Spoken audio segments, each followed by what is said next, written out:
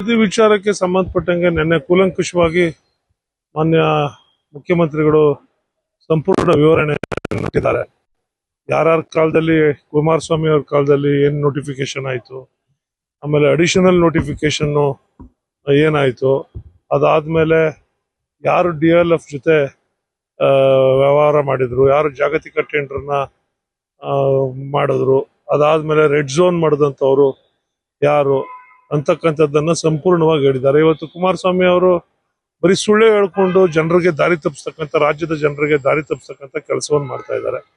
ಕುಮಾರಸ್ವಾಮಿ ಅವರು ಮಾಡಿದಂತ ನೋಟಿಫಿಕೇಶನ್, ಅವ್ರು ಮಾಡಿದಂತ ರೆಡ್ ಝೋನು, ಅವ್ರು ಮಾಡಿದಂತ ಅದೇ ರೀತಿಯಾಗಿ ಯಡಿಯೂರಪ್ಪನವ್ರ ಸರ್ಕಾರ, ಒಟ್ಟಾರೆಯಾಗಿ JDS BJP ಎರಡು ಸರ್ಕಾರಗಳಲ್ಲಿ ಅದು ನಡೆದಿರ್ತಕ್ಕಂಥದ್ದು. ಇವತ್ತು ಕುಮಾರಸ್ವಾಮಿ ಅವ್ರನ್ನ ನಿಲ್ಲಿಸ್ಬಿಟ್ಟೆ ಅಂತಂದ್ರೆ ಹಂಗಾರೆ ರೆಡ್ ಝೋನ್ ತೆಗಿಬೇಕಾಯ್ತು, ಡಿನೋಟಿಫೈ ಮಾಡ್ಬೇಕಾಗಿತ್ತು. ಡಿನೋಟಿಫೈ ಮಾಡಿದ್ರೆ ತಾನೇ ನಾನು ಕೈ ಬಿಟ್ಟಿದ್ದೀನಿ, ಜನರು ವಿರೋಧ ಮಾಡಿದ್ರು ಅದಕ್ಕೆ ನಾನು ಕೈ ಬಿಟ್ಬಿಟ್ಟೆ ಯೋಜನೆನ ಅಂದ್ರೆ ಯಾವಾಗ ಕೈ ಬಿಟ್ಟು ಬಿಡೋದು? ಡಿನೋಟಿಫಿಕೇಶನ್ ಮಾಡಿದ್ರೆ ತಾನೇ. ಯಾಕೆ ಡಿನೋಟಿಫಿಕೇಶನ್? 2 ಬಾರಿ ಮುಖ್ಯಮಂತ್ರಿ ಆಗಿದ್ರಲ್ಲ ಅವರು. ಮೊದಲನೇ ಬಾರಿ ಮುಖ್ಯಮಂತ್ರಿ ಆಗಿದ್ದಾಗ ನೋಟಿಫಿಕೇಶನ್ ಮತ್ತೊಂದು ಮಾಡಿದ್ರು. ಅದಾದ್ಮೇಲೆ BJP ಸರ್ಕಾರ ಮಾಡಿದ್ರು.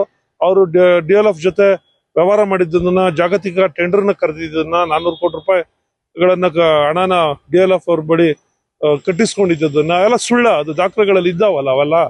ಇವರು ಡಿನೋಟಿಫೈ ಮಾಡದೇನೆ ರೆಡ್ ಝೋನ್ ಲಿಫ್ಟ್ ಮಾಡಿದ್ರೆ ನಿಜವಾಗ್ಲೂ ಕೈ ಬಿಟ್ರು ಅಂತ, ಅದನ್ನ ಹಂಗೆ ಕಂಟಿನ್ಯೂ ಮಾಡಿ ಅದನ್ನ DK ಶಿವಕುಮಾರ್ ಅವರು ಮಾಡ್ತಾ ಇರ್ತಕ್ಕಂಥದ್ದನ್ನ ಇವತ್ತು ಅಸೂಯೆಗೆ ಎತ್ಕಡ್ತಾ ಇದ್ದಾರೆ. ಅವ್ರಿಗೆ ಅಸೂಯೆ, DK ಶಿವಕುಮಾರ್ ಅವ್ರಿಗೆ ಮಾಡ್ತಾವ್ರ, ಅವ್ರಿಗೆ ಏನು ಸಿಗ್ತಾ ಇಲ್ಲ, ಏನೋ ಒಂದು ಮಸಿ ಬೆಳಿತಕ್ಕಂಥ ಕೆಲಸ, ಎತ್ಕಡ್ತಕ್ಕಂಥ ಕೆಲಸ ಮಾಡ್ಬೇಕು. ಅವ್ರಿಗೆ ಕೇಂದ್ರದಲ್ಲಿ ಸರ್ಕಾರದಲ್ಲಿ ಸಚಿವರಾಗಿದ್ದಾರೆ. ಕೇಂದ್ರದಲ್ಲಿ ಏನು ಅವ್ರಿಗೇನು ಕೆಲಸನೇ ಇಲ್ವ ಏನು? ಬೆಳಗ್ಗೆಯಿಂದ ಸಾಯಂಕಾಲದವರೆಗೂ ಬರೀ ಅದು ಏನು ಹೋಗೋದು ಇಲ್ಲ, ಬರೀ ಪ್ರೆಸ್ ಅಲ್ಲೇ ಇರ್ತಾರೆ. ನೀವು ಮಾಧ್ಯಮದ ಮುಖೇನೇ ಅವ್ರು ಬರೀ ಶಿವಕುಮಾರ್ ಅವ್ರ ಮುಖ್ಯಮಂತ್ರಿ ಆಗಿರೋದು ತಡ್ಕೊಳಕ್ ಆಯ್ತಾ ಇಲ್ಲ, ಅದು ಅವರು ಹೇಳಿಕೆಗಳಲ್ಲೇ ವ್ಯಕ್ತಪಡ್ತಾ ಇದೆ.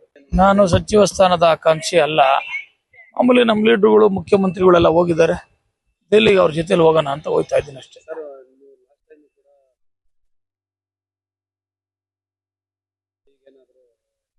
ಕಮಾಂಡ್ ಎಲ್ಲ ತೀರ್ಮಾನ ಮಾಡುತ್ತೆ. ಬೇರೆ ವಿಶ್ವಾಸ ಇದೆ. ನಾನು ಶ್ರೀಮಣ್ಣ ಅವರ ಹಿತೈಷಿ, ಅವರ ಶಿಷ್ಯ. ನಮ್ಮ ಗುರುಗಳು ಜೊತೆಲಿರೋರ್ತಕ್ಕಂಥವ್ರು ಮಂತ್ರಿಗಳಾದ್ರೆ ಆಗ್ಲಿ ಅಂತ ಬಯಸೋದ್ರಲ್ಲಿ ತಪ್ಪೇನಿದೆ.